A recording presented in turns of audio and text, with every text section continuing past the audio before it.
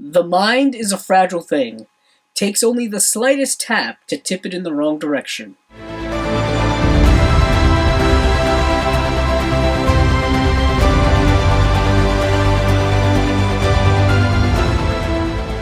Dark Phoenix is directed by Simon Kinberg and starring James McAvoy, Michael Fassbender, Jennifer Lawrence, Nicholas Holt, Tye Sheridan, Sophie Turner, Alexandra Shipp, and Jessica Chastain.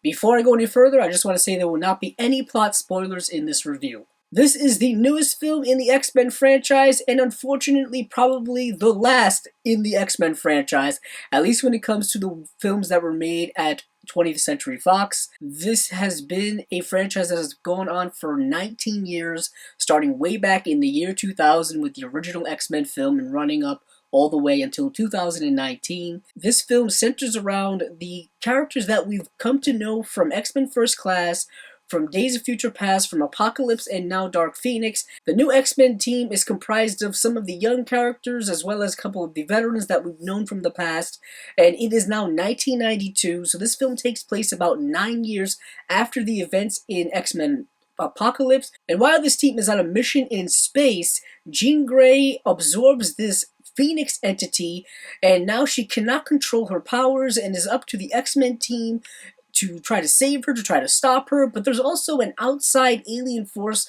that also wants to use her for their bidding. Simon Kinberg is someone who has been around the X-Men franchise now for several years, starting off as a producer, then as a writer, and now as a writer-director, and also, I believe, a producer as well. And this is the first film that he has ever directed, and it really, really shows. This film has a lot of directorial problems, it has a lot of screenplay problems, but I'll get into all of those things a little later on, but let's stick with the positives for now. This film does sport the cast that we have seen from the previous films, which I think has been some of the strongest aspects of the X-Men franchise, I think throughout, has been its casting. When it comes to the original films, as well as these new films taking place after First Class, the casting has been fantastic. James McAvoy reprises his role as Professor X, Michael Fassbender reprises his role as Eric Lehnsherr or Magneto, and those two are just the all-stars of this crop of actors. They are really fantastic. But I also want to say the young actors that they cast I thought were really good as well. You have Tye Sheridan, who's a really good young actor. Sophie Turner is just ending her longtime career-starting role in Game of Thrones, and I think she's really good as Jean Grey in this film. So what you have here is a bunch of good actors in characters that they are really good in a film that doesn't really give them the best things to work with. What I do like about this film is what it attempts to be and what it tries to be, I think is admirable and I think is very interesting. Unfortunately, it does not really achieve what it's going for. When it comes to the plot aspects, when it comes to the story aspects, there are elements there that I think are really good. The problem is the way in which they are structured, the way in which they are delivered, I don't think is really good. You have a lot of just technical issues with this movie that bothered the heck out of me. When it came to just the construction of certain scenes, when it comes to editing and cinematography and things like that, were really bad at times. And those things really bother me because this is not a small independent film where you're going to run into budgetary problems and things like that are going to force you to cut some corners and do things like that. This is a big time, multi-million-dollar production, and this is not the first time they've made an X-Men film. These things shouldn't be happening with this film at this point in this franchise, yet it did. There was a lot of post-production problems with this film, and they were apparent in this film if you noticed them. They were apparent if you were aware that these things existed. You would definitely see them, especially when it came to the third act of this movie. The third act of this movie had to be entirely redone, and it really, really showed because it sticks out like a sore thumb. When it came to, I think, the action sequences, they were fun and entertaining, and the special effects were great, but the editing in them was just at times so rapid and so jumbled, and for some reason, they decided to use shaky cam at times, like handheld shaky cam.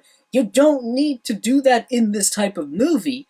I understand it is an artistic choice and it's a technical choice that the filmmakers and the production team made and all that kind of stuff, but it didn't need to be used, and yet they decided to use it. There are moments of this film that has very cringeworthy dialogue that just doesn't work because it's trying to be so sincere. And this film, I think, what it's trying to go for is to being a more smaller, more introspective film. It's not trying to be a gigantic summer blockbuster. The problem with that is, in order for it to be a film that is on a much smaller, more introspective level, it needs to have a really strong foundation. And this film does not, in my opinion, have that strong of a foundation. What I mean when I say that is it needs to have really good character depth. It really needs to have good character relationships in order for us to attach ourselves to these characters, to the situation, and really be worried about the peril that they are in. And I just did not feel that. And it's not like the film didn't try to make me feel that, because it tried to make me feel that a lot, and it almost tried to force me to feel that, which is the worst thing it could possibly do. There's a lot of great themes in this film that the film doesn't take time to explore when it comes to the roles of mutants in society, what Charles Xavier is trying to succeed within the society where mutants are frowned upon. And the film kind of brushes over those things very quickly to move on to other things that are frankly less interesting. And you also have one of the weakest, most underwritten villains I've ever seen in one of these big tentpole superhero films.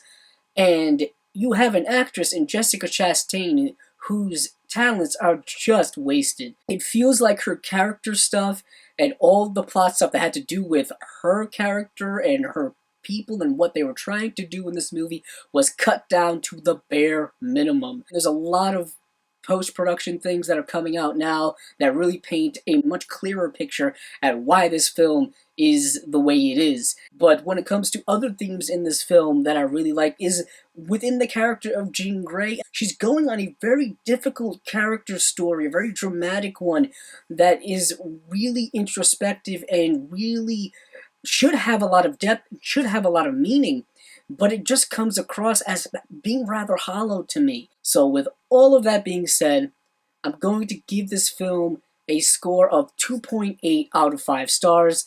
It is entertaining at times, the CGI is great, some of the themes really work, and the story you can watch, but when it comes to plot structure, story structure, the technical aspects of this movie are really lacking. But if you're an X-Men fan, I think you're going to want to see this, because if you've seen all the others, you might as well see this one too, but I would honestly say wait for it. You don't have to see this right away. That's been my review of Dark Phoenix. If you like this video, please check out the other videos on my channel.